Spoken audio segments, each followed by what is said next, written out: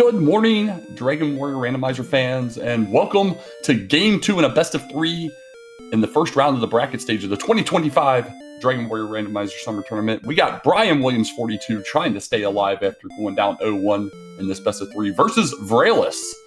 Hi, everybody. I'm DK9146. Alongside me in the booth today is Aaron222. How you doing this morning? I'm doing great. How are you?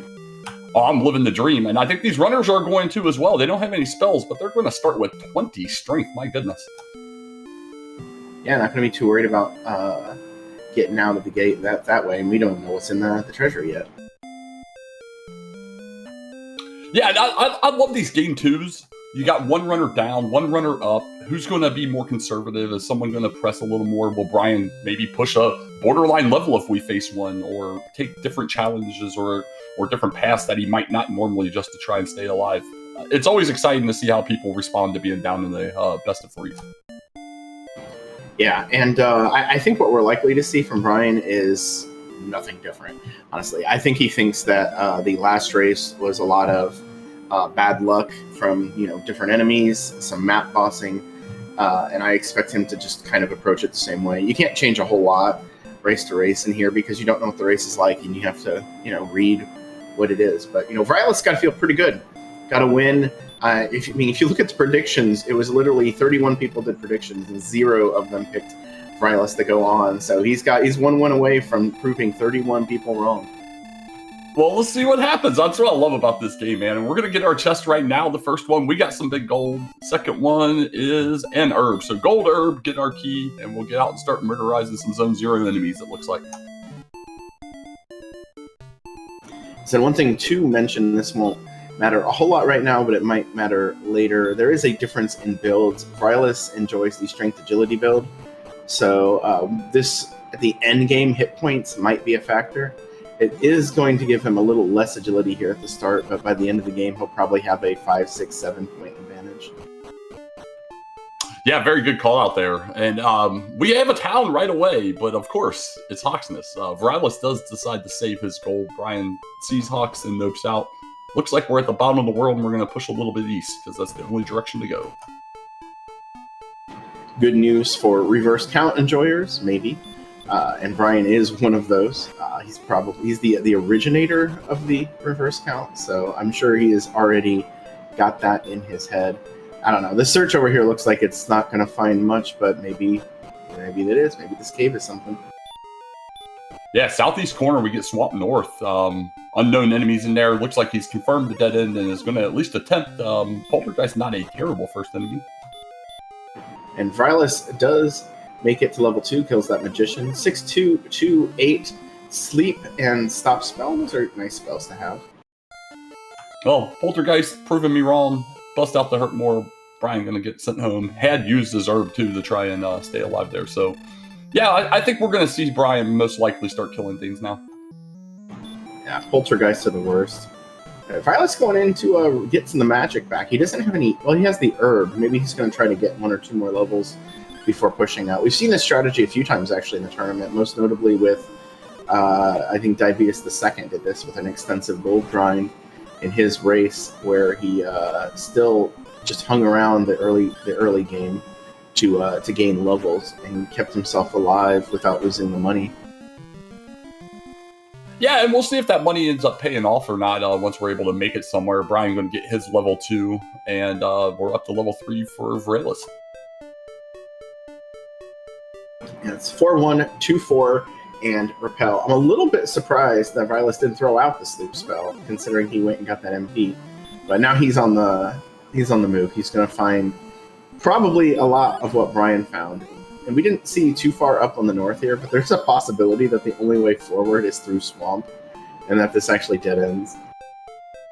Yeah, that would be pretty fun. I always like a small start in Swamp Continent. But, yeah, I mean, it's looking dead endish to the left. We'll have to see north.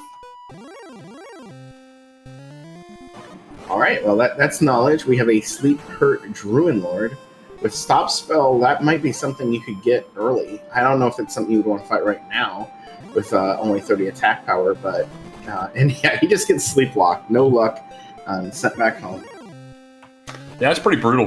Physicals would have taken him out much quicker. Instead, you get the false hope that you might wake up and run. Instead, it's just a delayed waste of time. Brian's just going to continue to grind this desert, though. Has seen what he wants to see and is content in trying to get at least level 4.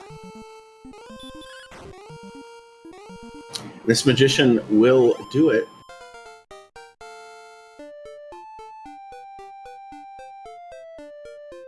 So we see 8, 5, 1, 1.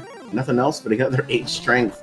I don't know. You might try peeking some, outside of zone 0 enemies. No heals and 27 hit points, though. I'm not sure how aggressive you really want to be.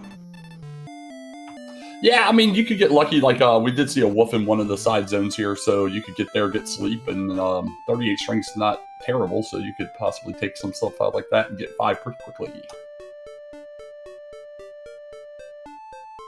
Instead, we're going right back into the desert, though. Yeah, it's just this magician isn't a great fight.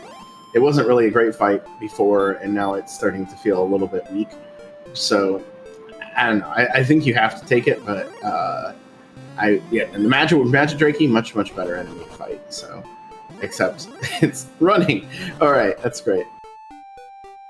Yeah, we're at that part where you start those enemies that you want to keep. Yeah, they'll typically run from you on occasion and just drive you insane. The ghost will show up and stay every time. The Magic Drakey will run constantly, but we'll see what happens. They're both going to stay here in this zone for level 5. There, Brian does it. I was wondering if we would see that, using sleep as a way of keeping the enemy from running. That can be useful. I don't know. If you can one-shot these guys, I'm not sure that that's the play, but it's not like it's a common situation. Yeah, that's pretty fair. 82 experience needed here, so we're gonna get there most likely fairly quickly. Varelus decides to go a little north, crits a Draki because reasons, and but realizes you can't make it out, but he wants to see if he can get into a different zone up here. Yeah, unfortunately you can't. I did some quick math there, and it's only 12 from the bottom. So they are both towing the line there. That apparently they know where the next zone is, because nobody is going in that square next to Swamp, or they're just afraid of accidentally walking the Swamp. I don't know.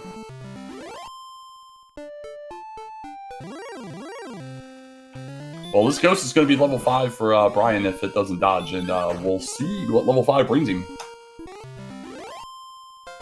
It dodged a little.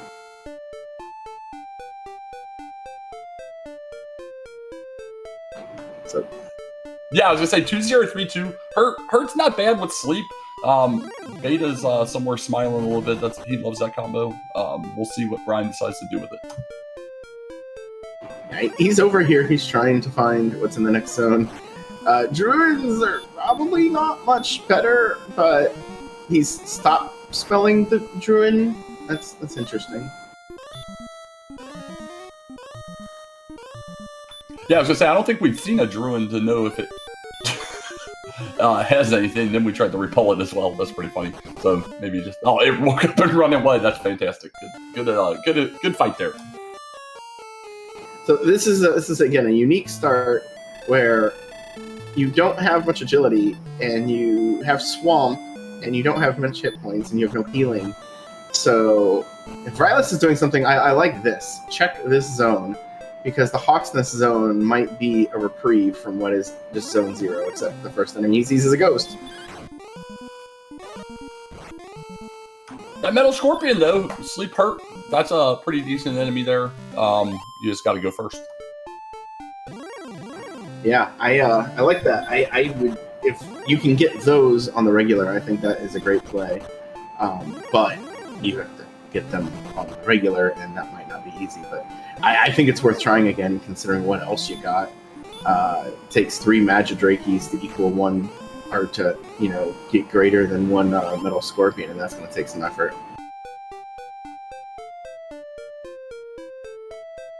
Well, so far, the Hawk Zone just looking like a Zone 1-2. We have a Ghost, Druid, and Metal Scorpion. Brian has found the East Zone in this desert here. Warlock's a decent enemy as well right now. Oh yeah, that's not bad at all. I do see he did slip over there into that zone. That's good. I was wondering, because the way they were walking before, I thought it would be quicker. Oof, this is I mean, the Rogue Scorpion is not really what you want to see, but it's maybe not bad. If you can get it asleep, you can hurt it down. I don't think you can do it at 30 hit points because you're pretty much a guaranteed 2-shot, though. Yeah, but now Brian's in prime position. He's found a Warlock and a Wolf in this East Zone, instantly up to level 6 now.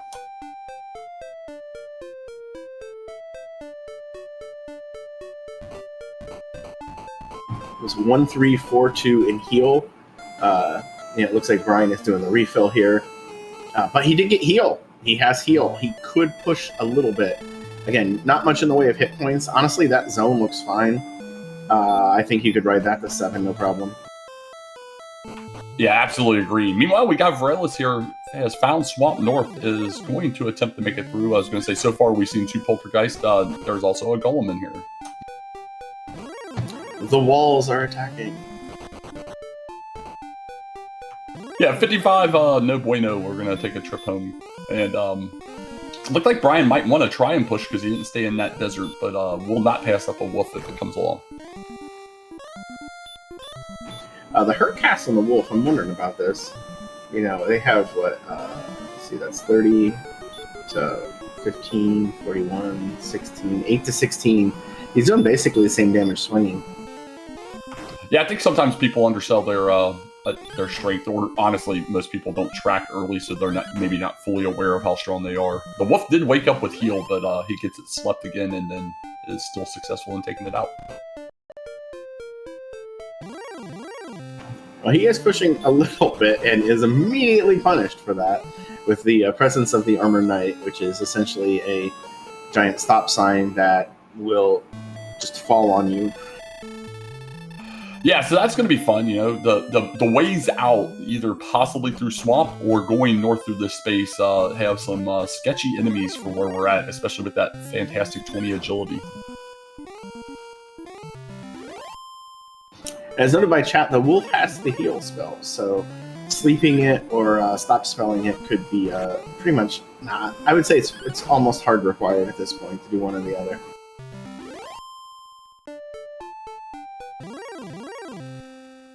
All right, so we got him. Varelis back in the southeast corner here. Brian coming out of the castle again, picking up everything he can. I think he just stays in the desert this time, at least gets level 7, but we'll see. I think Varelis, he's leaving. I thought he was thinking really hard about whether or not to go back in the swamp, but it wouldn't have mattered, assuming he would have got that encounter no matter which direction he walked, because the Armor Knight says no, and the game forces us back into just zone 1. Yeah, that's the first big RNG factor here is you're going through Armor Knights to get out. How often are you going to encounter them, and how lucky are you going to get if you do encounter them and get in the way?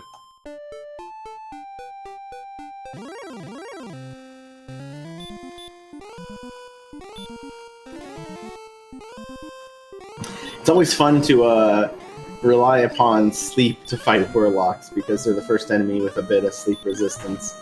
I mean, the Drakey has a little bit, but 3 out of 16 always feels like it's more like 3 out of 8. Oh yeah, for sure, absolutely. But I'm a little curious by this. Maybe Brian doesn't want to have to do the up and down in a 2-space gap, but he can even incorporate the forest there. He had this exact zone in the desert, but opted to just do it in the forest for some reason. Yeah, a 2-step walk can be really difficult for to execute routinely over and over. It can wear a little bit on the hands. In particular, I hate doing it because I will always screw it up. Although for me, it's usually going up and down by accident. I mean, that's fair. 4-3-5-2, but the biggest news of all, we get Radiant at level 7. I think there might have been Hurt more as well. Yes, with that Radiant spell, he will be able to cast it inside of caves. He'll be able to see where he's going in Swamp Cave. Otherwise, we know that would be very difficult. Well, we see it's a Stone Man here in Hawks, and we do have the Sleep spell on top of the Hurt Moors, though Brian has no desire to go see what's in there right now and is just pressing. He's going to go straight to the swamp tile, I'm sure, and forgot that Hawksness was right there and also had an enemy. Yeah, this is pretty funny for sure. Because that is a very that red dragon not very viable at all. I think I just assume I'm dead and try a stop spell just to see if it lands. Yeah, I think Hawksness, the Stone Man, has some better options. You can land the double hurt more, and you'll probably survive one hit, maybe. I don't know. 11 defense is so bad; it's hard to calculate.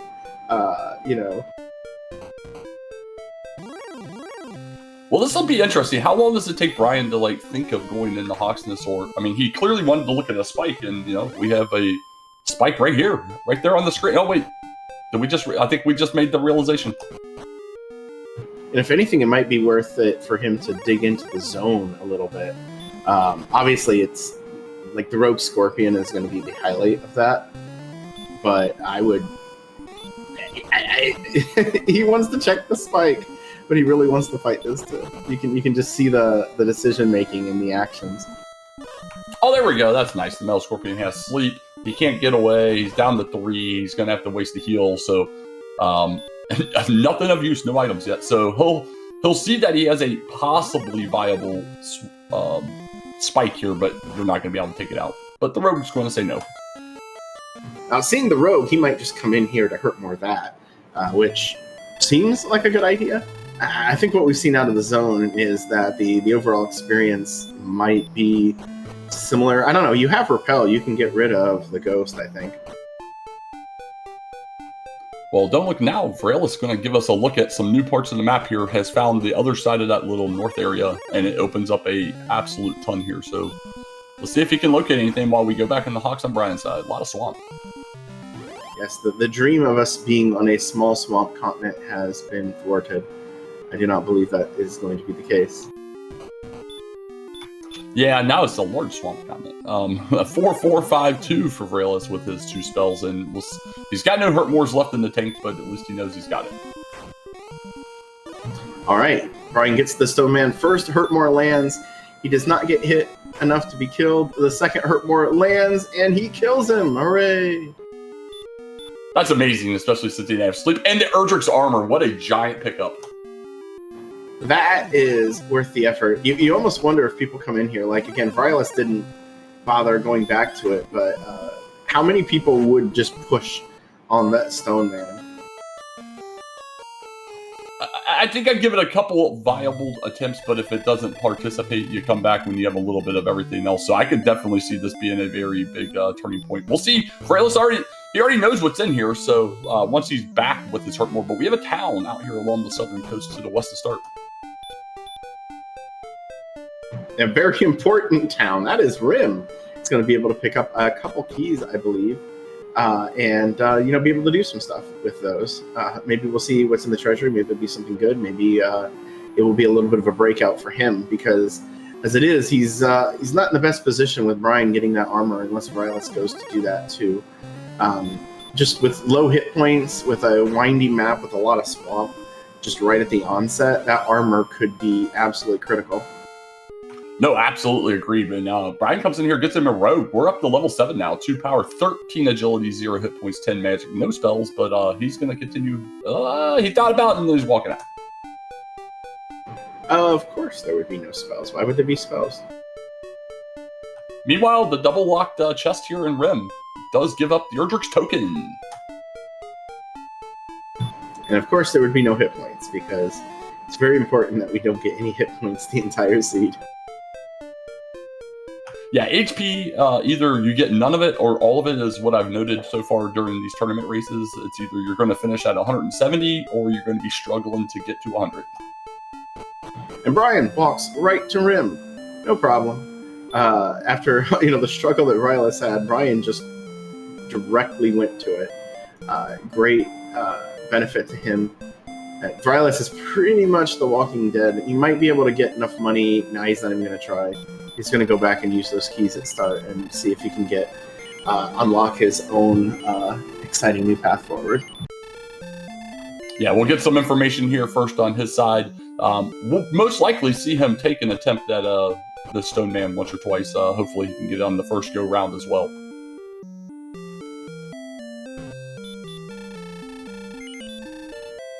So the bottom right, we have Fairy Water. The bottom left is the Death Necklace. You could force a grind out of that, but it'd be awful. Stones in the center, and the top left chest is the Dragon Scale. Yeah, no gold, but a couple items. One TBD if it'll be useful, one absolutely hard required. Plus, we get 2 defense out of the scale, so it could have been worse.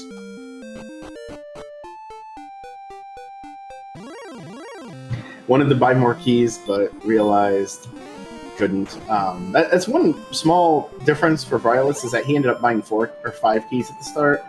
Brian was only able to buy 4, I believe, or maybe it was even 3. So there might be difference in how they approach that, and he might try to hang around the start to get some more money before checking or before pushing out. Yeah, I was gonna say, we'll see. We got the mountain in the basement, so 5 more chests. The rest of these will be glitched, so we'll see in a moment if there's anything of note, if we can make it through the zone.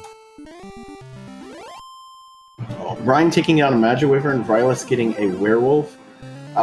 It's one of those strange situations where you'd rather see the Magiwyvern than the werewolf, even though the werewolf has more MP. It said he found a silver harp, but it was in fact Erdrick's token? No, it was the torch. It was the torch. Oh yeah. So he got no. Now we're gonna get our bamboo poles, but yeah, he got played there. That one was an herb.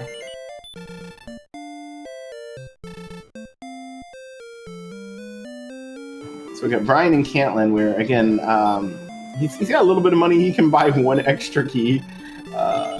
It's not really the most time efficient thing, but it might get him into the coordinates. Yet another torch here, so a couple torches. Nothing to note downstairs yet, and 1 chest left for a possible, gold grind, gold chest, anything that's useful.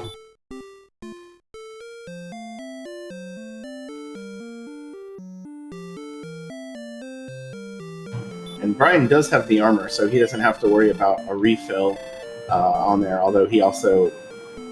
Oh, we got the plate skeleton! Plate skeleton hiding as a fighter's ring. So okay, +2 here.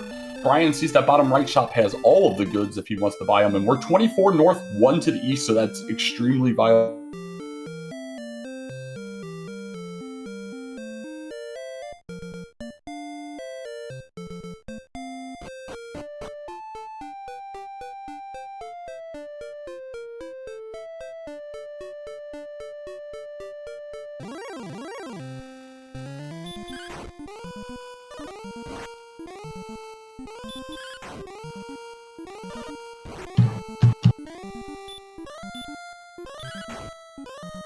Are we back?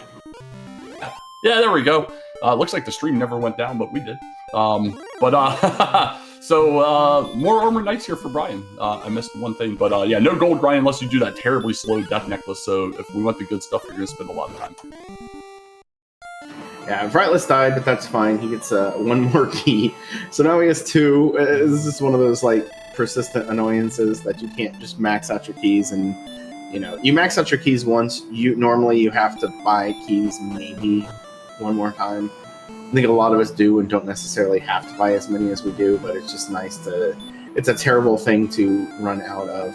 That's something that ruins races more than perhaps the extra 10 seconds it takes to buy a couple keys you don't need. No, I agree precisely. So we got Brian. He's going to be doing his same things that we just saw Fraelis doing momentarily ago. Does not go downstairs though. Does pick up treasury. That was his last key, or he has 1 key left, so he doesn't have enough money to buy more keys. So I was mentioning before, I thought that could be an issue. But he's going to set up the count here. I don't know if he'll push it all the way through, but he's at least going to get it set over the water. Yeah, I can get holding on the key, but the key town is literally right on the other side of the screen, and you're already in a place to where that might be beneficial. So, and having seen gear, I think I would have sacked it and came back and just got more keys out of Rim in a few. Yeah, unfortunately, Vrylis was not able to get through the snowman. We'll see if he keeps trying. Again, it's going to be worth the effort, even if you really don't want to do it. Yeah, I had a feeling this would happen to him if he's unsuccessful. I can get leaving it. Meanwhile, Brian first chord or grabs the chords on the first try. Actual silver heart. Yeah, all he needs to do is find the harp trade-in and then the rainbow drop cave, and we're done. Nothing else needed at all, except maybe a sword and a bunch of levels. Yeah, a good stick would be nice to swing at the Dragon Lord eventually, and levels are huge. So we come out. We have a cave immediately to the east and a lot of area that we can explore. And it's the grave. But whose grave is it? Is it his grave? Most likely, we'll assume that he's gonna die in here at some point. He's got gold now, so he might even want to die at this point. Hoping that maybe downstairs is one of the bigger caves, although he has eliminated one. We'll see if he wants to dive this grave, though. Again, he's on his last key. I don't think that's something that's in his head, especially if he's even thinking about, like, I don't know. I don't think at this point he's thinking about a gold grind. You can force one later if you really need it, but I don't know. It's one of those things like, okay, so if a red dragon shows up and kills me, Yeah, that's pretty fair at this point. And he gets a couple magic wyverns there, and I mean, those were some great experience. And now makes it back to the entrance and starts walking back and forth. All right, I guess I was wrong. He is planning on trying to push this. He did see some gear. I'm trying to remember exactly what we might have seen that he would be in for. The fact that this will get him a level 2, though, is pretty appealing. Yeah, the bottom right shop in Cantlin had all 3 big money items, so that was there. So I don't know. We'll see if he opts to try and do the disappointment, which we already know is coming. But he's getting another 3/3. There's some HP at least. No more spells.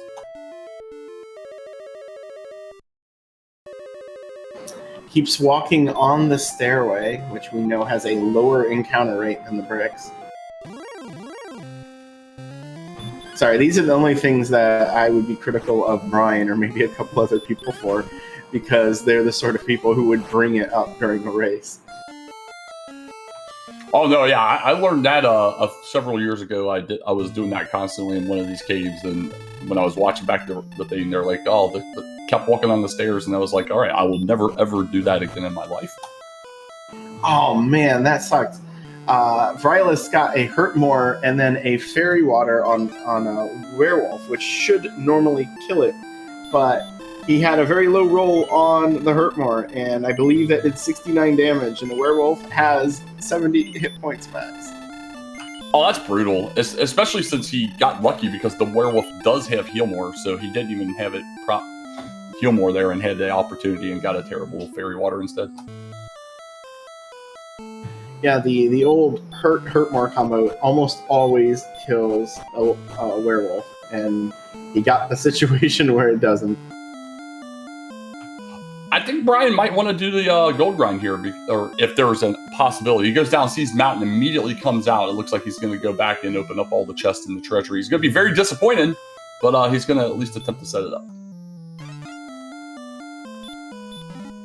Yeah, there was no gold in there, so it's a lot of effort for not a whole lot of success. He does have the exact number though needed. He didn't bother opening the other two. Very calculated.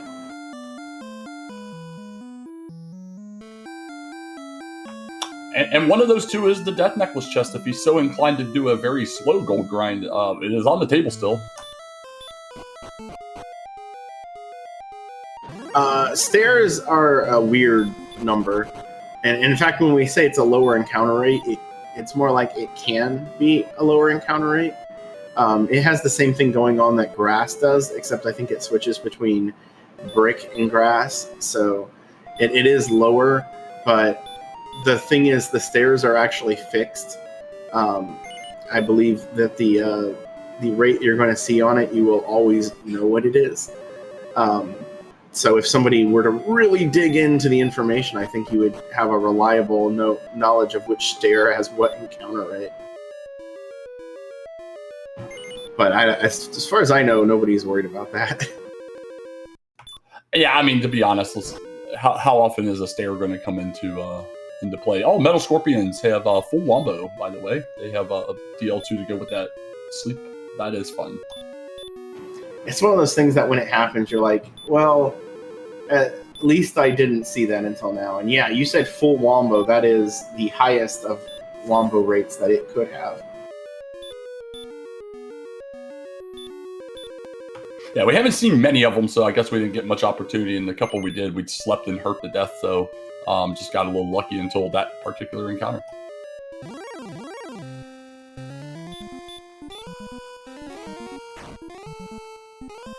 It looks like Rylas wants revenge. He's back in the same zone. Maybe this is what he's looking for, the Armored Knight? I think he's seen this before. So I don't think it's the worst thing to do here. It's just going to be scary. I don't know if you can take down more than one at a time. Get that heal on there. Just thinking about using the herb. Meanwhile, Brian is in Mountain Basement taking out green dragons, which is a little bit more efficient than the Armored Knight. Yeah, this zone down here, not too terrible as long as you can get around that werewolf that's a little bit of a pain. But he's going to get the news that there's no gold here. He will get a fighter's ring here, get a +2 as long as he puts it on. And then we'll see what he opts to do after this. It'd be interesting to run the numbers on that, but I'm pretty sure he had somewhere around a 50% chance for a gold chest to be in Mountain or the treasury, blanket. If you look at 9 chests and the fact that there's 6 gold chests and there's only around 30 chests total, something like that. Yeah, it's very rare when you have the big either mountain or grave in the basement, and between those 9 that you get none. It's we're gonna have probably a true treasury in Sherlock at this point. We'll see if Rylas decides to go back after the Stone Man now. Those extra hit points might encourage him, gives him a little bit extra life, and yeah, that looks like what he's doing. And Hootie bringing it up. He might be going for the Death Necklace grind, because he did not take that chest. Well, that was certainly a level 0116. We do get the ability to come home, though, but we're already there.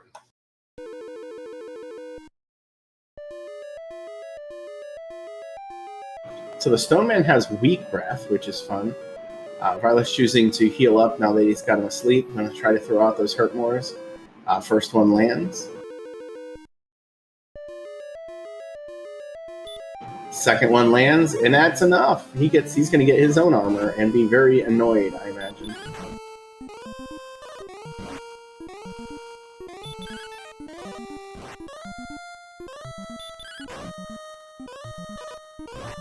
Well, gets it just in time because he just straight up punches this metal scorpion, knowing it has DL2 in it. DL2'd him right away.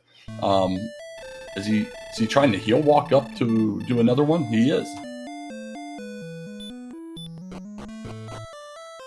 Yeah, no even a sleep attempt, just throwing out the hurt mores. I mean, you can throw the sleep out now. It's not going to change a whole lot unless he's running. Yeah, 15... This guy's going to have to stay asleep for a while. It could happen, but it didn't. All right. Well, I mean, he's got the knowledge now. We'll see how he responds to this. The big difference right now is the Cantlin find on Brian's side has yielded him a harp off the chords, which were very simple. That's the only piece Rylas doesn't have that Brian does. And both of them, I believe, throwing the repel out. This does mean that they are repelling everything up through Wolf Lords. So there's about half of the mid-game is out. The lower half of the mid-game. We talk about mid-game enemies, but they're really kind of split in half right around where the Gold Man is. Druid Lord, Wolf Lord, Spectre, Wraith. Maybe they're kind of on the lower end, and then the Droll Magi Wyvern, Rogue, Wraith, Knight Magi Wyvern is kind of the higher end. Yeah, it's always good to know what you're potentially eliminating here. Armor Knight's all over this map. Good grief. Brian looks like maybe trying to go a little bit north here. I'm not sure if that's going to continue the same intersection. Rylas goes west, and he's been here earlier because we saw him search that tile across that bridge, so he's got to go a different direction. Yeah, I'm not sure. That's not a Sparkover tile. It's not a Sparko Island. I don't know exactly what you would call that.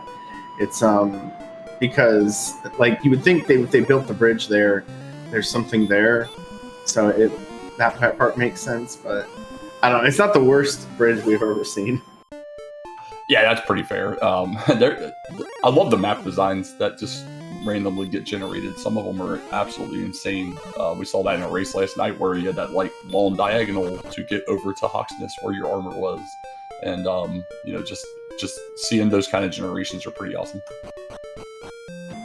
Yeah, I remember. I think I had a tournament race one year. Maybe it was against Arnpulley. That's what's popping up in my head. So this is going to be a while ago, where there was literally a one square water tile with a bridge attached to it, and the other side of the bridge was just land. So it was like there was a bridge with one tile of water, and that was it. That's pretty awesome. Not sure exactly where Viralis went, but has ran into an overworld red dragon here. Still has not located Cantlin, so he does not have the coordinates. Meanwhile, I think we're about to where we have exhausted what this first continent is, unless Brian has options on going a different direction. Okay, level 11 is the big stat level. That was what? 10, 19, 25, and 10? It's a lot of different things. That's going to make everything feel a lot better. Yeah, absolutely. That was monster for sure. We'd love to have a weapon and maybe a shield or something as we go around this exploration, because especially if he does run into a red dragon, it's viable now if we had a little more attack power. It'd be viable if he had heal more, I think. I don't think he's going to do a whole lot to it right now. That's fair. You heal more, you gotta have heal more, I guess. Seems to be content, I guess, maybe this desert.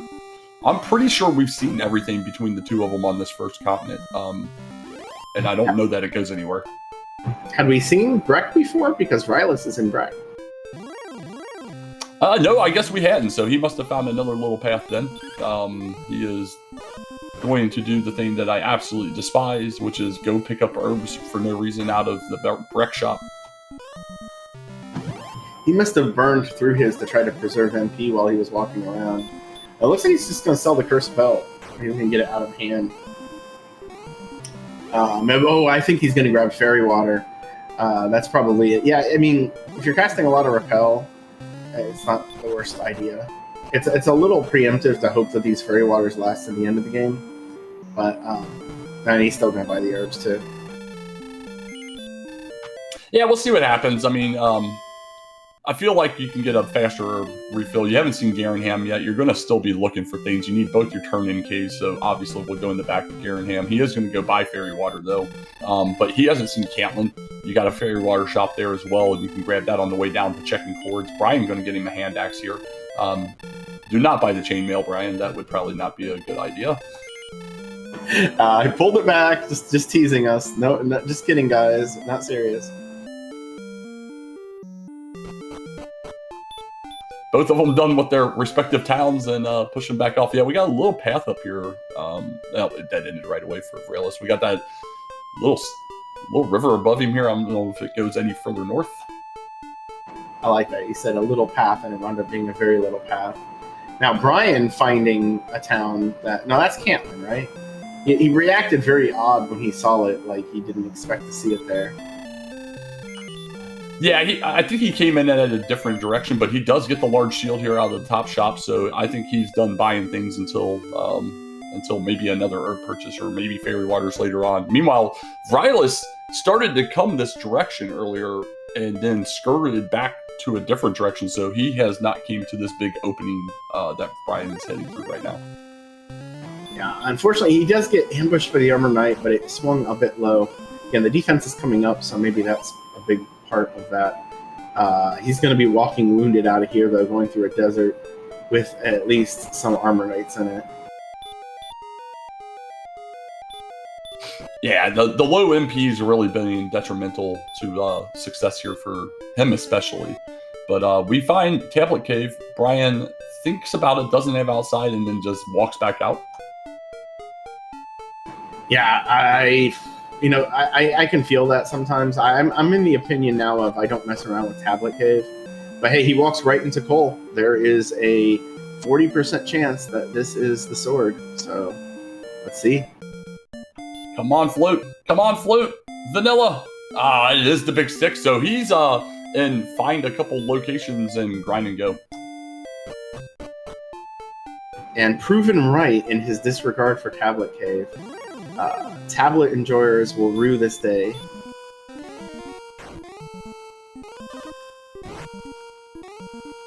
I always like to create theories here. So Tablet's going to have the hard required flute because we're going to have a Wombo Golem. We only seen the punch so far, but we're going to have a Wombo Golem on the Spike and Sherlock, and we're going to really regret not having that flute. But we got Sherlock!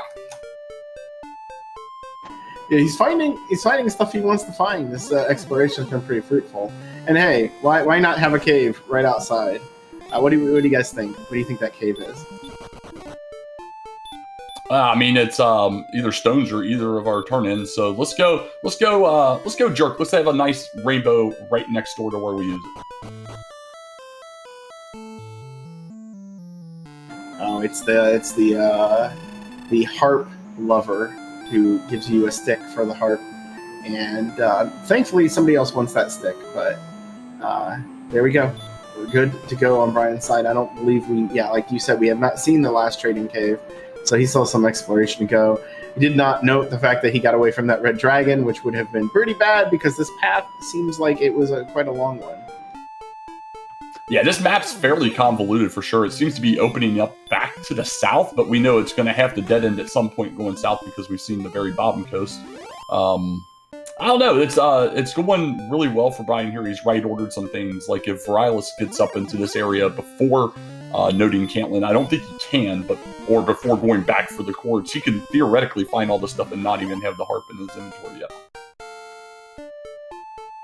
Yeah, and that Cantlin isn't tremendously far from Rim. It's just been a bit of a disappointment. We do see level 12 there, the big thing being 16 agility. No outside, no heal more, so he's stuck doing what he's doing. Yeah, speaking of Cantlin, Brian's circled back around and has came back in. So it looks like Sherlock actually can be accessed going straight north from Cantlin, and there was like a big loop around a mountain chain.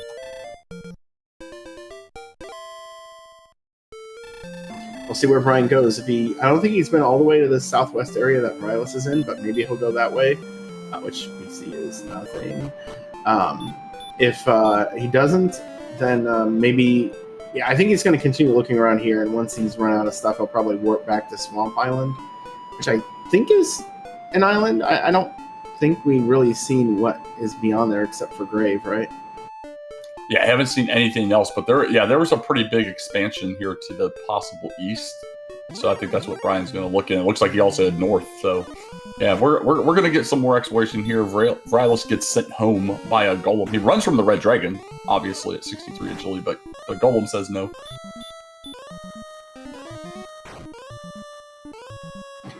This game has jokes. Virilis is going through Swamp Cave, which unfortunately might give him some good information, but I don't think we're going to see anything important over here, unless we are on a single continent after all. You know, Brian has found a cave out there in the desert. Yeah, and at this point, we know it's a 50-50 Stones Cave or Rainbow Drop, so maybe something really good for him, or something that he doesn't care about, and we continue our exploration.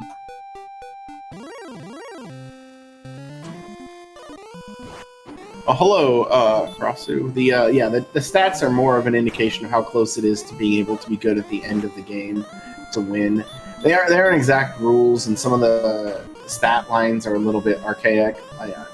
But for the most part, once most of the stats turn green, that means they're probably pretty close to being able to go, if not, or to win the game, if not completely ready to win the game. And sometimes you can do it with some stats that are white, that are still rough. So orange means close, green means go. And we find out that this cave is the Stones Cave, and Brian starts to go in to check it, says no, checks his inventory, starts to go to check a second time, says no a second time, and ultimately leaves without checking to see what the chest is. Yeah, he already has Fighter's Ring, he already has Death Necklace. The only thing he could possibly get that would be useful would be the flute, which he is definitely not a flute lover. it's impossible to not be a lover of the flute. If you don't love the flute, you're just in denial. But we're going to get a dive of the grave here from Frylus. He got the gold in chest 4. We'll see if he can successfully get down to chest 5. It is not a free zone. So I guess best case scenario for him is flute, and that we have a golem spike at a really tight level. Yeah, at this point, that's what he's definitely going to be really needing, because Brian seems to have a fairly decent lead. I mean, all things considered, they're only about 800 experience apart. However, exploration, Brian has a tremendously big advantage there, having seen Caitlin gotten the chords. Of course, the Armor Knight is rude.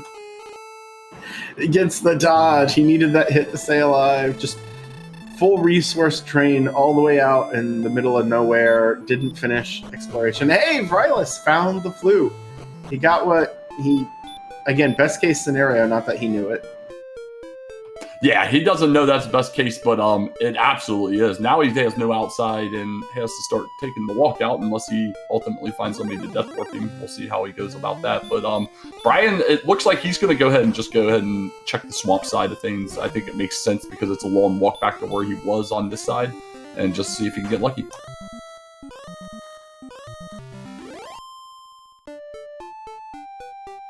Yeah, and we don't really know exactly what else is over here, because every time they come through, it's pretty much been a straight line to grave.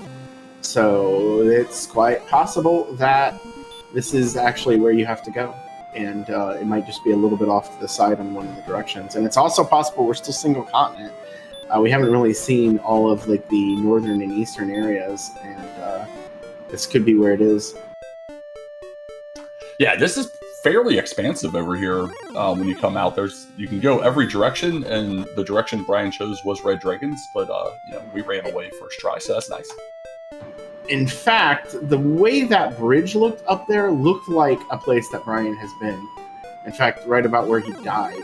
I might be wrong. It looked really similar. Well, we'll see if he recognizes it and or is able to put together and get us the information, because I don't know. There was a lot of connecting. I am very confused on this map, to be quite honest. And Frylus picking up level 12, himself getting that nice agility boost. Again, he is an agility build, so the agility difference between the two runners will continue to increase as he keeps doing that. He does another search, unfortunately not finding anything. He does see a town over here. What town are we still missing? Garenham. And there's Garenham. So there is something on, because that was on Swamp, right? That was the Swamp Island? I don't remember. Yeah, he had gone into grave, walked back out of grave, so it is over there somewhere. Brian, unfortunately, unable to get away from another red dragon, does take a death, is heading right back that same direction. He might pick a different way to walk once he comes out, and maybe he comes across this as well. Has to be our rainbow drop in the back. We've seen all the other locations, so this will be a hard required place. However, Ryla's not ready to pick up the rainbow, and this is that out of order thing that is going to plague him, I guess. Yeah, this is. It looks like Brian is heading in that general direction too. So, as long as he keeps staying over here, again, I kind of feel, and I think Brian picked up on it too, that this is actually just past where he died before. So if Rylus leaves from this area and goes like northwest, he might find the Harp Trade in the Stones Cave and all of that eventually. Yeah, so and that would be truly worst case, because he still hasn't found Caitlin to get the daggone chords to know that the harp is there. Brian sees it down here in the what's probably smack dab in the east side of the map, Garenham, which again for Rylus is going to be a big dud, but for Brian is going to be everything he needs. And then we'll see. I don't even know. Like, is he just going to grind Armor Knights in the overworld without heal more? I don't think you go after the Red Dragon, and the Stone Man obviously is not ideal. Yeah, I was trying to figure out where he might go as well. He's 3 experience away from a level, so we could get heal more and then make it much more viable at that point. We could go get the Red Dragon in the Swamp Cave, but otherwise he had Green Dragons outside of Rimeldar. Might be a viable option, although he wasn't getting good rates of them.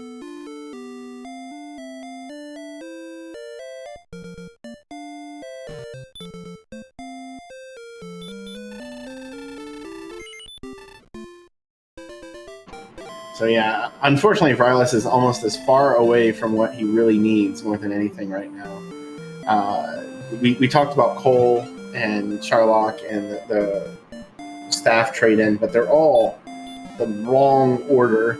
He really just needs Caitlyn first, but regardless of that, Brian is going to have a significant lead. It's going to be in the realm of over one dive, likely, unless something just catastrophic happens with this grind attempt.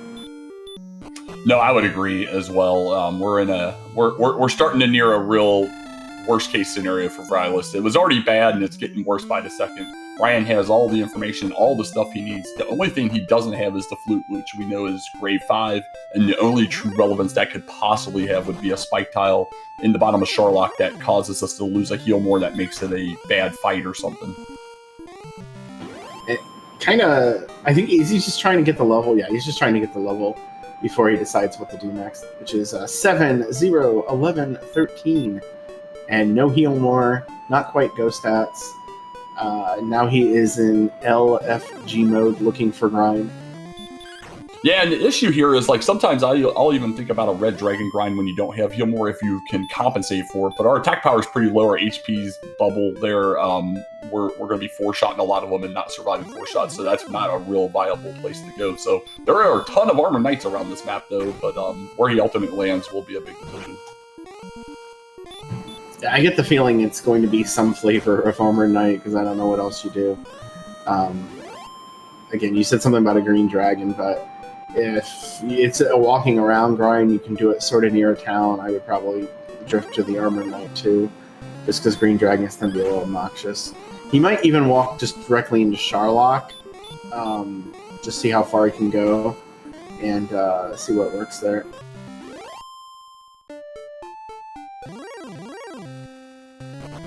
See, I don't know about the Stone Man either, because even though you're a lot more likely to kill a Stone Man than a Red Dragon, you're probably having to sleep it, and that's going to slow things down a lot. And hey, look, there's Stone's Cave, so maybe, yeah, that's my idea right now. Is I think he's just going to walk over to Charlock, and if he dies, then he'll just restart the process. Of course, he might actually grind over here, like go to Caitlyn and chill here, so he has a quick start to dive, assuming that heal more is going to come when ghost stats come. Yeah, I'm kind of curious here what he'll... I mean, he doesn't even sniff at Charlock, but he might be wanting to top off first as well. That's a shame he couldn't try and take on Golem. Doesn't have the flute to do it. I think I would try it at this level with even without heal more. But here we go. We'll see what he does. I think he is going to go into Charlock with topping off here, though. We've seen some really, really exciting Golem, early, like, low hit point Golem fights in this tournament. It's that flute has earned its love so far. I haven't seen a single situation where somebody accidentally picked up a flute and suddenly didn't have enough fairy waters to win.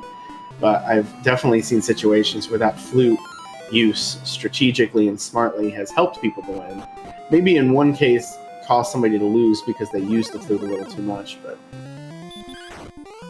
yeah, I think that when you get into especially a Golem grind situation with the flute, knowing when to do it and when to stop doing the flute is crucial, just because of the giant time sink. Now, that's a nice crit on the blue dragon that did show us this has stop spells, so while blues aren't exactly the greatest, might not be a bad enemy to be swinging at on the way down.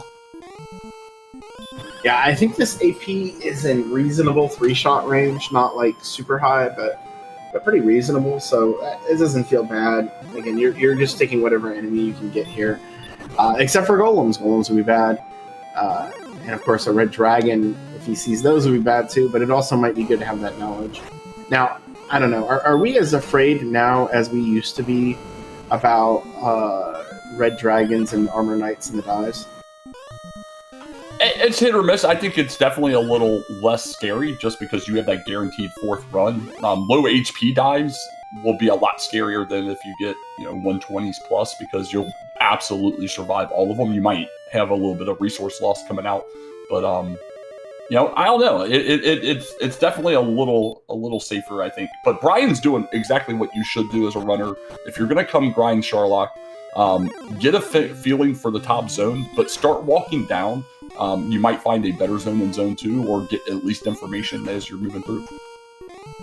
Yeah, I mean, if you're doing this and it's just a nonstop parade of Axe Knights, then maybe you don't leave the top zone. But Blue Dragons and Wizards, just keep going. Yeah, absolutely. Unfortunate for Virilus, he goes back through, is now getting the knowledge of the Staff Cave. He's got Sharlock now. Brian turns back around. I think he is content with the zone. The Golem, obviously not a non-goer right now, but the Blue Dragon's fantastic. And I think he remembers something that maybe we overlooked, because one of the things about diving down there, if you want to keep your position, you can just outside, but he can't because he doesn't have it yet. So that might be a bit of a concern. Again, I feel like his hanging around here is a position play. He wants to not lose the map time it takes to get to Sharlock, because it seems like it's about 3 minutes, no matter how you go about it from Tantagel. If you go through Swamp Cave or not, it's just forever. So that's what this feels like to me. Now, that's a good call out as well, and I had just noted the outside when you were talking about it. So, yeah, this makes sense. You got a top-off town right next door. You might, it's probably not the case, but you might get go stats at 14, possibly 15. Yeah, right now, both MP and AP are so low that it's not even worth trying to calculate. You got like 7 heal mores on something like 40 streams. It's not, I feel like it's so far off of the reservation, but it's likely something kicks up. And I wouldn't even call it worst case scenario, but what happens if you get 0 stats and heal more? Maybe you just bail and go after the Red Dragon then. Even though it's going to be a short cycle, it's something you can walk back to reasonably quick. No, I think you have to if you get heal more. He does get outside 1-1-12-4, so we are still sorely lacking in strength and MP, which is what we're looking for right now. The HP, a nice bump there. You're going to start feeling a lot better about a possible scary dive if the other zones are a little rougher. And while all of that's happening, Virilus does find Cole, finds himself an Erdrick sword, and it's Cantlin is the only thing left, and it's just southeast of here. So he's going one of the directions, but I don't think this is the direction that'll take him there the quickest. Just kind of an open hole in the center of the map over here that he hasn't quite got to. Yeah, and it's such a shame because it wasn't terribly far away. It was just northwest of Rim, but you had to go south first, go over, and then come back up, and just ultimately never went that direction.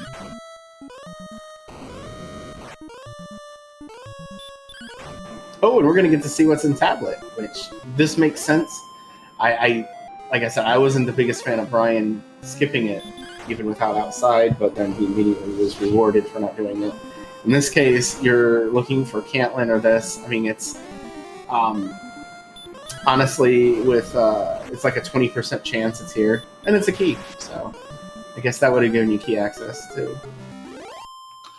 Yeah, so he gave us the information about both our single chest caves. We have wings in the Stones cave as well. So he checked both of them. Doesn't obviously get rewarded as we knew he wouldn't. But yeah, he continues this way. He's going to get the cords and then have to redo all of that walking back to the Staff Cave. He could possibly, unless whatever he wants to grind, I think is going to be the biggest issue. What does he want to grind to heal more? But I assume he's going to do a walking grind like Brian kind of did there for a bit.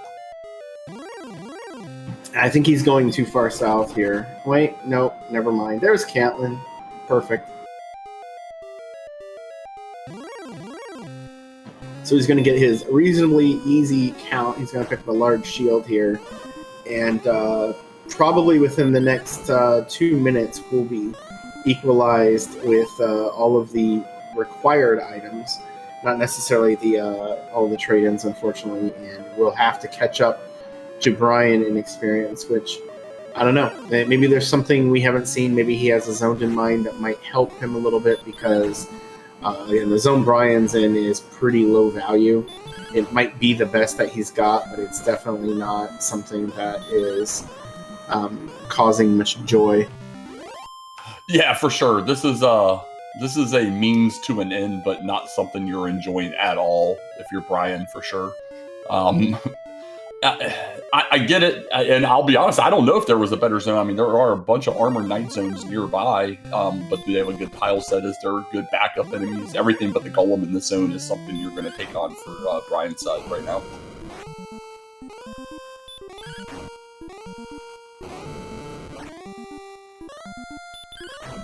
Another thing that's going to be slightly negative for Rylus here is that I don't think he's put it together that this is actually a single continent. And as a result, he is likely to go all the way back through Swamp Cave and then walk all the way to Charlotte to do the Heart Trade-In, which I'm not convinced is the fastest way to do it. I think that you could probably do it a little faster, slightly different, by just going past where you get this and just heading northwest. Yeah, precisely. And yeah, he never did quite see that connection there. He's struggling a little more with these chords than I think most people would. I think he's, I think what people are overlooking here is it's only one east. Count out like 5 or 6 east first, then count your north, get your thing. You can count it back west. So hopefully you got him a good marker there. As while this is happening, Brian is getting ever closer to level 15, probably about 3 kills away. Oh yeah, I didn't even notice the Star Ravens are in here. Have they been here this entire time?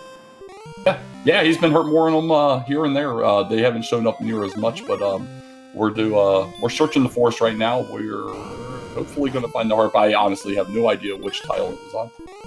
I was thinking he was one tile too far to the east. I don't remember exactly what Brian did though.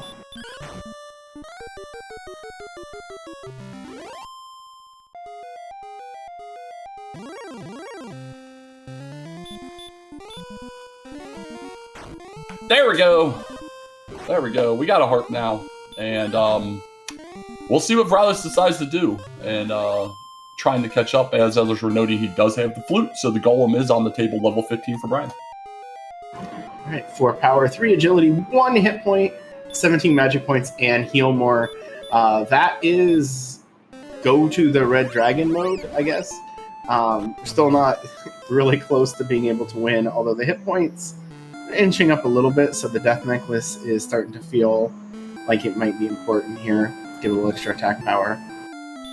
Yeah, I would definitely be thinking that necklace might be coming into play. I'm always skeptical of strength ever showing up, so I'm just going to assume I'll get 30 or 15 more HP before I get 15 more strength.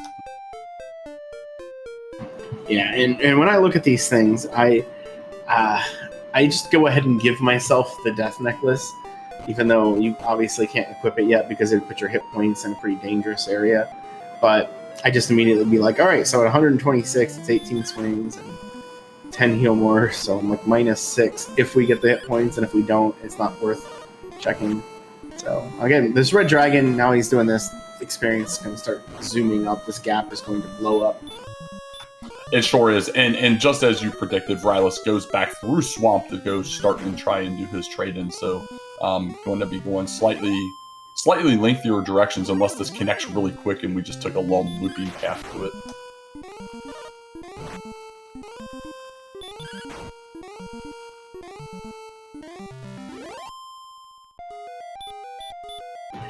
Defense breaking a red would require 120 defense, which is impossible, if I recall right.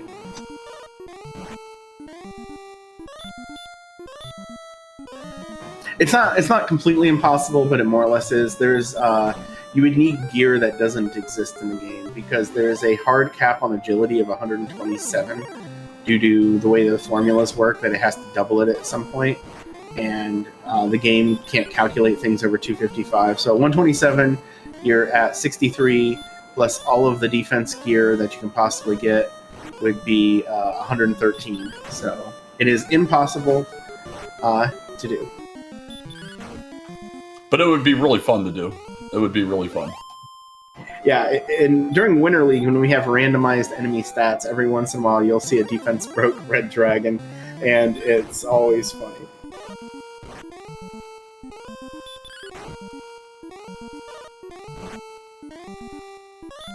All right, well, 2 red dragons here will get us just shy of a level, and then we'll have to do a 3rd one, because we'll assume that 16 is not going to be it, and we'll obviously want to go to 17 anyway. But we'll see how this goes. We are hitting them as quickly as possible. We did see a golem down for Ilis here using the flute, so we got that going, which is nice, and he'll be getting the staff, and then have to make that long walk all the way back over to Garanham to get the rainbow. Yeah, it's interesting because this 15 to 16 is going to be more than twice as fast as 14 to 15, despite the greater experience requirement, just because you're able to fight something more reliably that's worth more experience and is just more efficient overall. So Brandis gets the thing, returns, now he's going to go walk all the way to Garanham. Again, it's again, I don't know how much longer it was. I think it was longer, but it's still a lot of stuff you got to do in one go, and it didn't quite seem as bad for Brian because he did 5 different things while that was going on. Yeah, precisely. So yeah, it feels bad, but right ordering a seed is giant, and this, especially when it's this much walking. If you wrong order, it's just going to be so punishing. And for Rylas, he still has to get level 15 before he gets that heal more. Meanwhile, Brian's going to get us level 16 right now. All right, drum roll. Is 16 going to be it, or are we going to stay here a little longer? 9, 5, 13, 11. That is so tight, and I think it is possible, but is he going to push this? Because this is you either need good doubles luck or you need to put the death necklace on, and looks like he's not going to do it. That, or he's just going to, well, he heal more, so he's not taking a death on purpose. Yeah, precisely. It is sketchy as heck. Even one more heal more might change his math in his mind, but only 11 instead of 12 because we're 1 shy. And in Brian's case, he's down a race in this best of 3, so he's got to win today.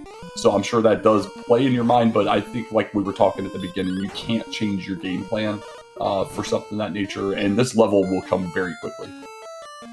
Indeed. If this were the grind he was doing before, I think he'd be more likely to do it. Also, I said that because the difference between the death necklace at this point is pretty massive. That's about a 5 swing difference. If you got fairy water instead, it would reduce it to about half of that, and then you could just get doubles to compensate for it. But that's only if you get down there with full resources. And 135 is not an overwhelming number on 13 swings. It would do 165 on average. So it's, yeah, I understand this. I don't know if he feels lucky or not, but I think I think this is what I would do, even though I'm not in the situation, so it's a little hard to say that confidently. No, agreed. It's always fun to try and postulate what these people are thinking at any given time based on knowing them in their past histories. But yeah, that was 5 reds to 17, now down to 4. So yeah, this will go pretty quick. Under about 2 minutes or so, we'll have level 17. And barring just an absolute catastrophe of a level, almost assuredly will probably give us something to make us want to go. So while he's doing that, Rylas has got the rainbow drop, and he is faced with the same quandary that Brian had. What do I do now? Need that grind, can't really go after the red dragon yet. He's trying to hurt more swing strats than the armored knight, which 112 AP is probably around 1/3, 33% to work. So that feels a little bit rough, but yeah, he's got a ways to go. And this experience gap, which before the red dragon was something like right around 2,000 experience, is now right around 5,000 experience. Yeah, a 350 point experience point enemy on a repeatable tile is just going to ramp up huge when you get into it. So I don't know. We'll see what happens here. Doesn't look like the build's going to really make much of a difference overall, dependent on level 17 and whether we would want a death necklace on Brian's side, and Bryless might be a little shy of it at 17, but I don't know. We'll have to see what happens in a moment. And Bryless might actually be more likely to go on 16 as well. Something about people who pick the strength agility build is that if they know that if they had the other build and they could have went with the death necklace, they tend to just go. I think it's an observation in their general play styles. They just go. They're like, we're going. I have to because I picked this build. I have to trust the agility and the defense is gonna do it. And I mean, the extra agility usually gives you 1 DP, so I don't know. Well, we're gonna get 6 power, 1 agility, 3 hit points, 1 MP. I mean, you got to go here. You absolutely got to go. You got your 12th heal more. You got a decent amount of extra strength. We're at 131 in pre-death necklace. Do you want a doubles now, or do you want a death necklace? See, 131 is tight because I think that translates to 99, or is it exactly 100? With 82, you can still be hit for 49. Like, a lot of the stats here actually were just enough to round off a corner. Like, 1 more MP, I have another heal more. The agility, I have defense now, it's 49. So, like, it's just a little bit. I think if you get down there completely cleanly, swinging might be the safer, more productive thing to do.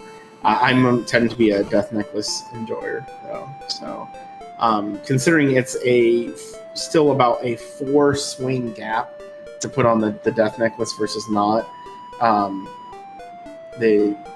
you just be in like +3, I think, swings with the death necklace. I'd probably still do it and risk losing a heal more. Yeah, I think I'm on the same page there as well. As far as wanting the death necklace. For the question in chat about being uploaded, eventually these will get uploaded to the DWR Randomizer YouTube channel. When admins have time to get them downloaded and get stuff uploaded. With the whole Twitch thing, I know there's been a lot of work just trying to get everything from highlights uploaded, so I'm not sure on their timing, but it'll be there eventually, I promise. Yeah, and the VODs do stick around in the channel for a little while, so if it's something recent, if it's one of the older ones, yeah. It's a bit of a complicated process, and honestly, I don't know who's doing it nowadays. I've been kind of out of that process because I didn't really understand what was going on. So I was just like, all right, you guys tell me if you need me to do something. That's pretty funny. Meanwhile, because of the golem being in this overworld zone, Vrylis having that flute, he has gotten into a desert grind. So he found a fairly decent grind zone here. Just unfortunate that it took so long to get all the exploration pieces done. He is still fairly behind, but it's starting to close the gap a little bit. But we got Brian diving, so we're in a good position on Brian's side right now. Yeah, I mean, what Vrylis is doing is ultimately going to be inferior to the Red Dragon anyway. So the golem with the flute was enough to kind of bridge the gap to 15, but I think you would really want to just go after that. But it looks like he's going to stock up on some fairy water and make some pre-dive preparations while Brian clears the first zone. Yeah, fairly nice zone 1. We'll see if that process continues. We already knew that, though, because we had been in here earlier. So we'll see what happens. Yeah, this is our 3rd fairy water stop, including 2nd to this shop. So little things like that can be time killers as well. And so far, this zone 2 looks a whole lot like zone 1. We see a wizard, we see a blue dragon. Yeah, so here we go. He walks into, for Vrylis, he walks into the hills over here as well. I would have, he just got the heal more. I thought for sure he was going to come back, but now we're going to see ghosts.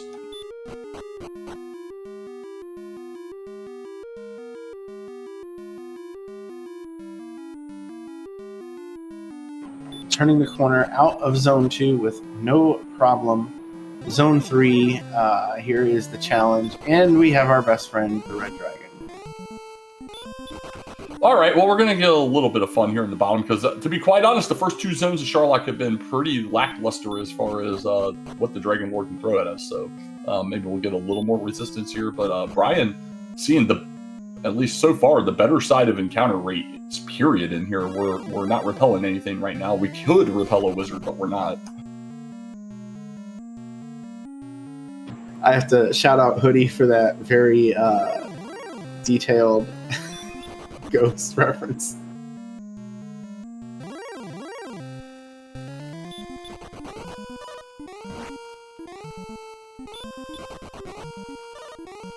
Another red dragon for Brian. We have Brylis, who's enjoying the red dragon. Brian, who is not.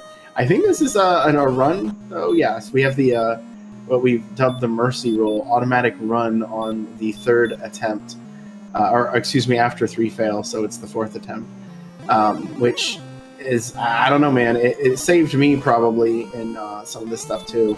And this bottom zone could be just insanely lethal, if not. Armor Knights and Red Dragons, and a whole lot of Armor Knights right now. It's a police situation every step you take. and you know, this is the bad side of RNG catching up. He's going to get mercy rolled here as well and use up the rest of his herbs and be in a position where he hopes he doesn't get any more encounters and hopes for a nice, friendly spike and not something scary. Yeah, something like Green Dragon, Axe Knight, something soft and squishy. And man, yeah, the encounters on this back stretch and then the S's down here have just been absolutely awful. Yeah, he's going to get mercy rolled again. I'm probably going to have to blow the heal more. Just, again, he's got a little bit of a buffer. He's not in bad shape, but you hate to see it. Well, Green Dragon, not exactly somebody you would be sad about. Blue Dragon might have actually been better if it threw out stop spells. We are going to have to re-shot here, so he does take some mild damage from it, though. And, yeah, he's going to walk up here. You know, some people might think about if they're going to put on the Death Necklace, equipping it in advance. I think this is a scenario where you wouldn't, specifically because you're just expecting to get knocked into heal more range. And yeah, he's going for the Death Necklace. I think if you get here without losing any heal mores, I think swinging is safer and probably just as fast. But once you're down a couple, you have to... it's not as safe to count on doubles. So, third swing, not... I guess that was the second swing. There you go. He's going to throw out their heal more in advance. I mean, it will cap out his hit points. It does increase the chance for an opening double by just a little bit. So anyway, here we go. Yeah, it was an interesting combo. He does get the first action, so that's pretty nice. He's going to get him a 12 out there, followed up with a 17 going to 29. Yes, he's swinging 10 to 20, so you want to see those higher double digits. 48, that's huge.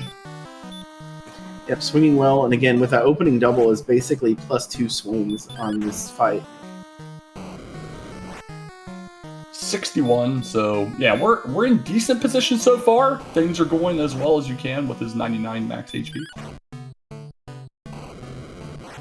71. It's got to be a little careful if the hit points, like where the heal more ends, is very important to keep those hit points up to avoid losing one. We are in a DeLorean going 88.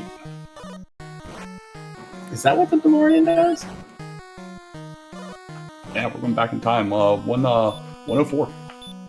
I don't know. I don't remember. I'm not criticizing. I just don't know. Yeah, things are on fire and such, man. 122. Nice roll there.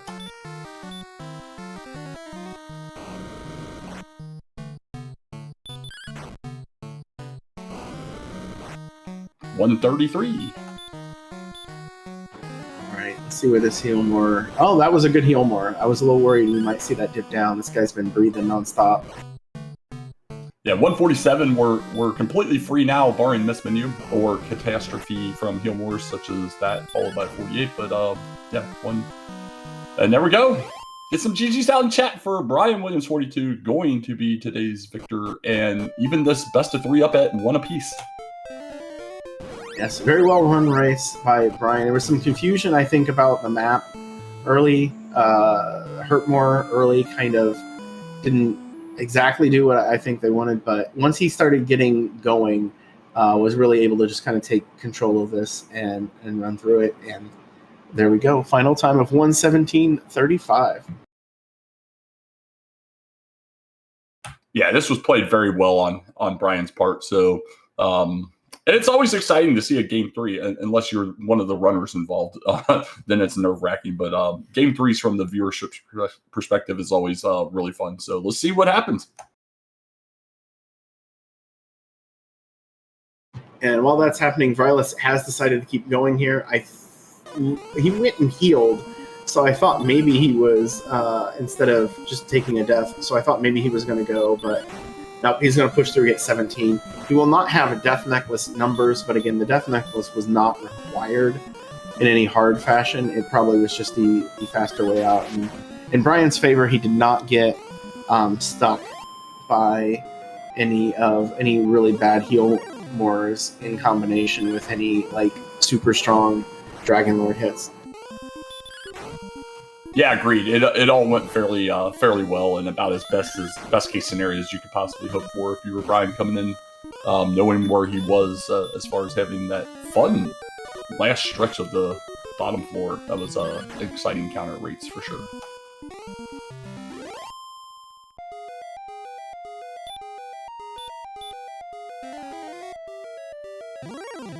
It does seem like Brian will be joining us after a little bit, or maybe right now. GG, Brian.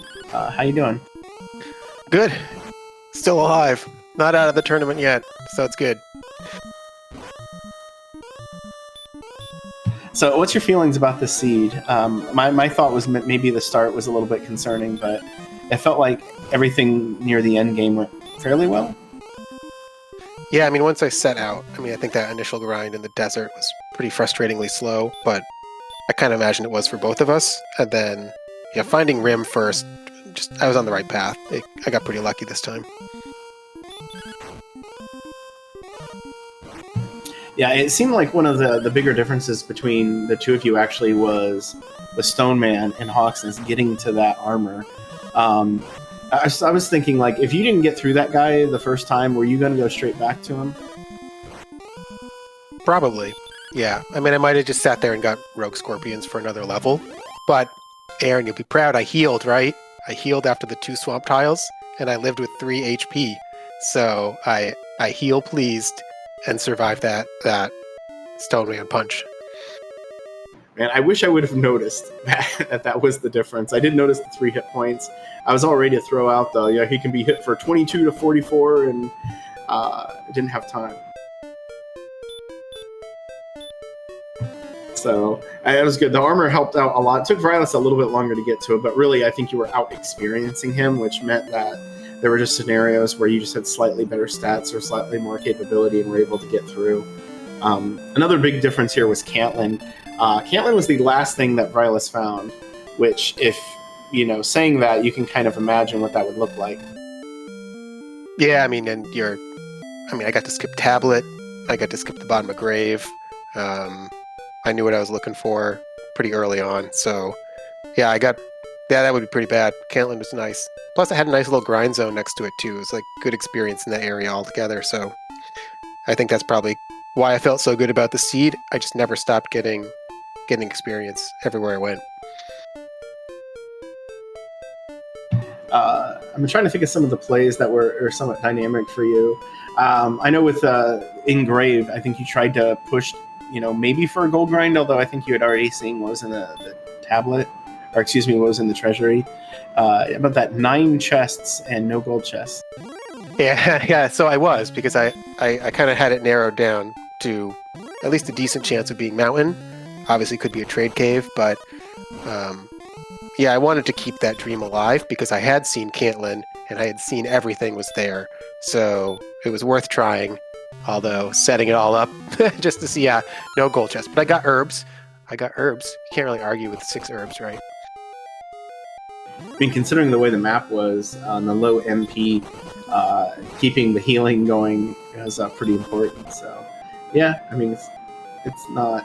I'm not sure it's worth all the effort, but it was a nice consolation prize. We did think. Was there a moment where you were considering, because you did not, when you popped those chests, I believe you didn't pop the Death Necklace chest. Was there a moment where you were considering grinding that chest for like broadsword and large shield or flame sword or something? Never in a hurt more seed. Once you were doing damage with hurt more, I knew I could get enough to get a large shield, and that was pretty much all I needed. I knew that the hand axe was in Rim too, even closer, so I ended up just buying the hand axe, and then Erdrick's sword wasn't too far away. But yeah, no, not in a hurt more seed. I don't really worry about forcing a gold grind, especially like that. All right. It was just one of those things that was mentioned in chat that I thought. Now we have Rylus into the first dark zone of Sharlock is moving through. Again, with a different build, he's not going to be able to throw out that death necklace. But I mean, in your situation with the death necklace, were you 100% go on that, or did that decision change after you lost some healing? I think I wouldn't have put it on if I didn't lose a couple heal mores going in, but I think I felt slightly better putting it on. I don't know, someone I'm sure ran the math to see which play was better. I feel like at 131, Death Necklace is still kind of a net gain a little bit, but I felt pretty good either way where I was at that point. I'm pretty curious about the grind and what chat thought about Sharlock versus the Stone Man and Sleep. I wasn't really sure until I saw the Blue Dragons and just kept getting those, but I felt it was the better play, but I don't know. It's a good question. I don't know. I don't. And Rylus was taking Armor Knights. He eventually started fighting Golems at the 15, but he also found the Flute in Deep Grave, so that would have changed the equation a little bit. I think if he had been able to keep up with you and get the stuff about at the same time, that probably would have been better. But I don't know, Armor Knights in the overworld or something. There weren't a lot of good options, and the fact that the blues were a little stop heavy definitely helped that decision. But I don't know, chat was kind of shrugging their shoulders too.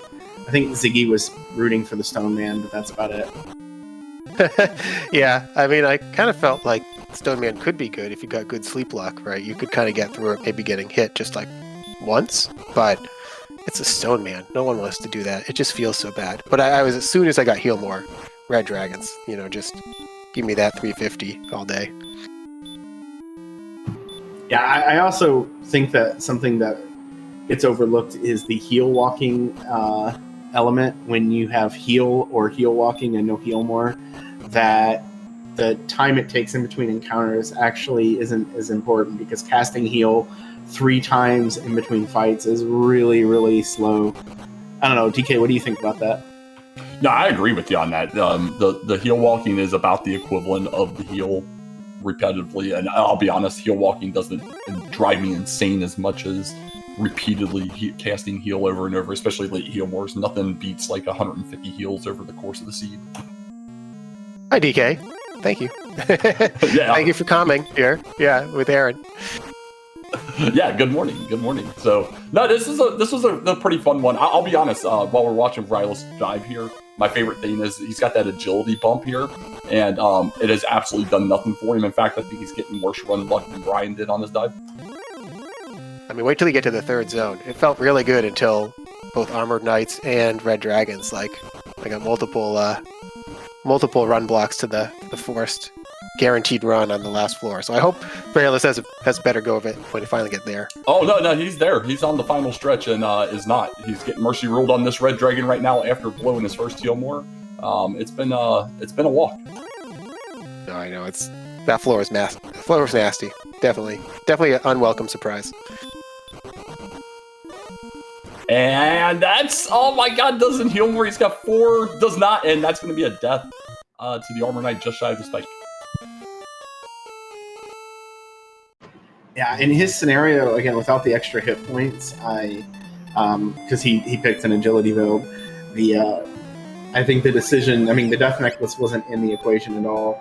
The hit points were in that sweet spot where it's just impossible to do, and I don't think he thought he could go too short, and I'm not necessarily disagreeing with that. Depends on how much fairy water he had, but I think the only advantage here at the end game was the 4 extra defense allowed you to repel Star Wyverns and werewolves, which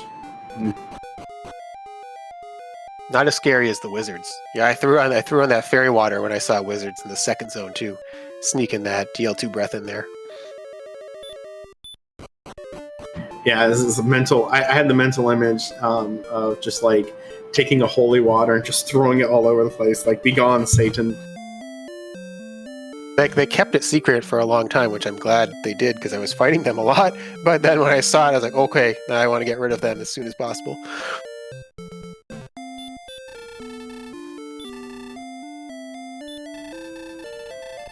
All right, Rylas is now selling the Death Necklace. Looked like he's going to go in and get one more Fairy Water, I think. Going to get his herbs back, and that's 100% his play. Again, 131 AP with Fairy Water isn't going to be a tremendous difference, but I think you take everything you can get in this sort of scenario. Yeah, and I think the biggest thing we've seen it from him here again is that he never put the connection together that is a single continent, and he's taken the very, very long route back to Charlock after going through Swamp, back up to Breck, and then he's going to walk it all the way back, and it's several screens away. Boy, I died kind of just before making that connect. I would have seen like Swamp, the other side of Swamp, the first time I died up there, but I pretty quickly recognized some of that same area where I had just died because I was just trying to map it out before I died. So yeah, I was like, oh wait, this is all one, and then it pretty narrowed down. I said, great, because this is the only place I have left to look. So I started taking that shortcut over and over, even at the end game. Yeah, I think Aaron caught that too when you were coming back up, that we thought we had seen the same area there. But where Vrylis, he never got west of Rim to where that connects and starts going back up there, or south of Cantwin. So that little part down there along the southern coast is where you never saw either side of. So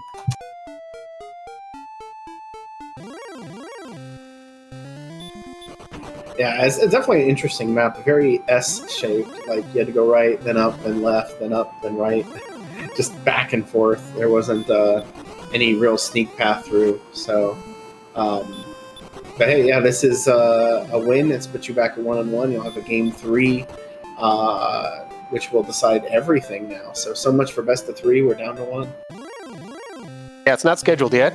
I guess you don't jinx it by scheduling when you don't need. So now we'll have to talk about it. But yeah, we'll get one on. We'll get one more game in here soon, I'm sure, and settle the series. All right. Well, the way our schedule has worked out, we've been so packed. Like Wednesday and Friday and a little bit today and a little bit tomorrow that there aren't a ton of races after Sunday left to go. So there might be a lot of time on the schedule. I know with your particular location earlier in the day is better. So this has been fun doing 2 at 10 a.m. I know this is normal DK streaming time. This is when I wake up to watch DK. Yeah, DK had to delay whatever C2R seed of the day to calm this way.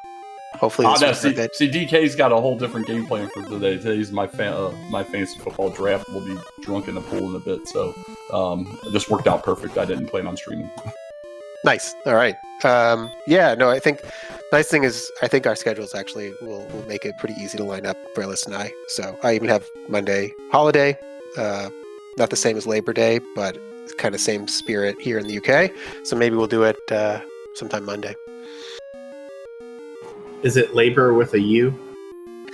No, it should be, but it's just like I don't know what the occasion is, but it's the end of summer holiday, that last weekend, last hurrah before it gets cold here.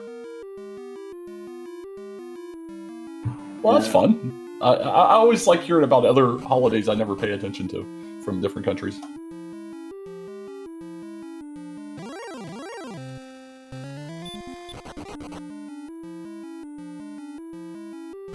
So Rylas is going on his second attempt here again. Just did reloaded and went back in, but it took like 5-ish minutes to do this. It just, again, the path there wasn't clean, and he had to stop. And Breck, of course, takes longer than you would want.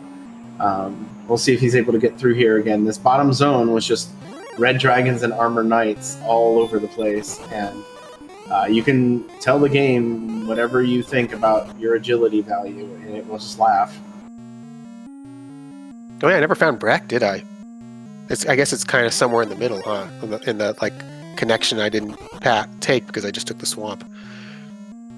It's northeast of the swamp and exit in the grave area. So he was like walking up a screen and a half or 2 screens and getting to it. Oh yeah, okay. That's a little bit of unexplored territory there. Actually, probably the last little bit I haven't seen. Hey, he gets through, gets away from the Armor Knight, gets through the Green Dragon. No problem compared to last time. And here we go. Dragon Lord time. Yeah, the entire dive was just night and day. So many less encounters. The bottom, I think he only saw 3 random encounters outside of the spike, and was getting away with no issue. All his resources in play. We like the joke that the game, the game has played its prank, and now it's just going to let you get through. It's tired. It wants to go to bed, so it's going to stop messing with you.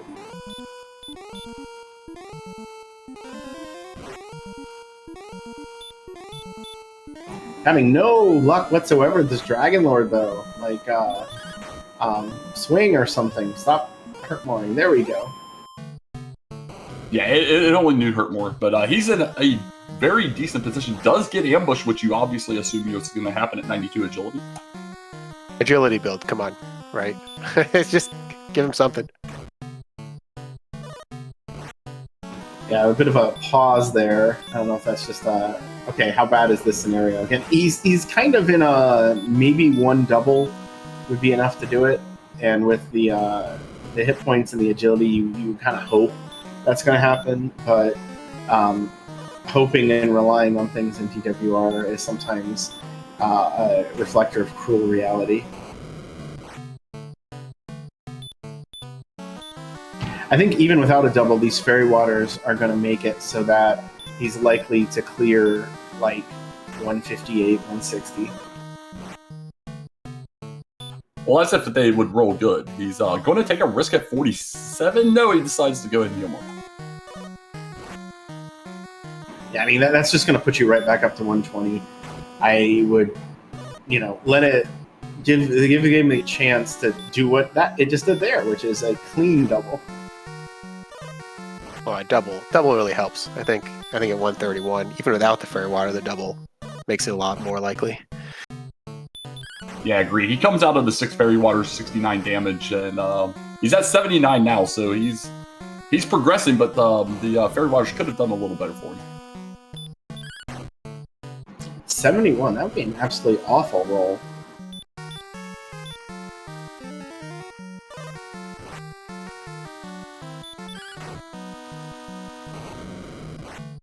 Seven? That's like, that's a mineral. He's rolling 7 to 15. Come on, game. Yeah, he's at 100 even right now. Moderate chance at a double here, 111 there. And we'll take it. Yeah, with the extra agility again, his max hit is 49. Again, that would actually be danger territory if he wasn't on agility build. Although, as people would tell you, the odds of getting a max swing are not incredibly high. Until you're under the gun, and then obviously it's going to happen every time. He's at 145 now, so looking fairly good.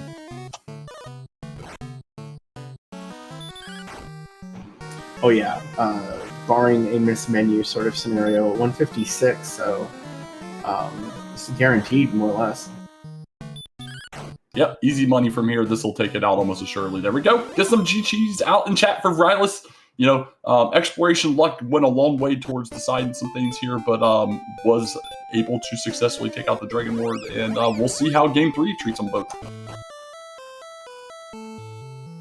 Yeah, really gritty in some ways. Was able to find a lot of stuff without that armor. Just the fact that he wasn't able to get to that early really stunted kind of the mid-game exploration, and that was a large portion of our gap in this. That he just didn't, and you can't guarantee that you're going to get it in one go. You'd have to be kind of lucky to do that, but not going back to it ended up being pretty costly. But not that he, knew that was going to be anything.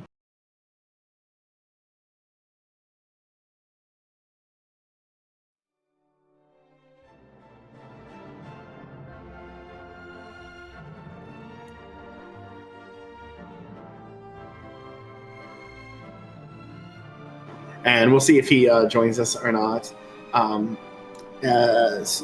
While we're doing this, we do have a few more races coming up today. So if you are interested, we have a race at 3:30 we could use some volunteers for. Then let me check the schedule. Yeah, 3:30. We got one at 6 p.m. Eastern. We got one at 8 p.m. Eastern. That's a game 2, and another game 2. Oh no, game 2 at 9:30. So yeah, lots of fun tonight. Yeah, we could get up to 4 races scheduled if we can get the volunteers. So it'd be nice. Again, this might be today and tomorrow are going to be 2 of our last big days. So it does appear that Vrylis is going to pass on the interview. So he's pretty tired. So again, GG, sir. This was a pretty well fought race. We can kind of see what happened. It was 1:37.02 as the final time. I did see that pop in. That was a pretty good final time there. Well played.